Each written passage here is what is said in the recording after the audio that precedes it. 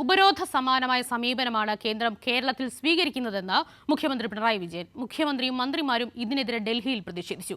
ഇതിനെ ഇകഴ്ത്തിക്കാട്ടാനാണ് UDF ശ്രമിച്ചതെന്നും മുഖ്യമന്ത്രി പറഞ്ഞു. നമ്മുടെ സംസ്ഥാനത്തോട് ഉപരോധപര സമാനമായ സാമ്പത്തിക ഉപരോധമാണ് കേന്ദ്ര സർക്കാർ സൃഷ്ടിച്ചുകൊണ്ടിരിക്കുന്നത്.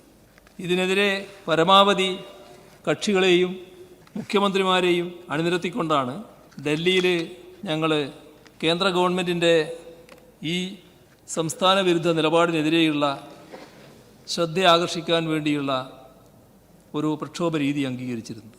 അതിനെ പിന്താങ്ങിയില്ല എന്നത് മാത്രമല്ല, അതിനെ ഇകഴ്ത്തിക്കാട്ടാനാണ് നമ്മുടെ ഇവിടുത്തെ പ്രതിപക്ഷം ശ്രമിച്ചത്.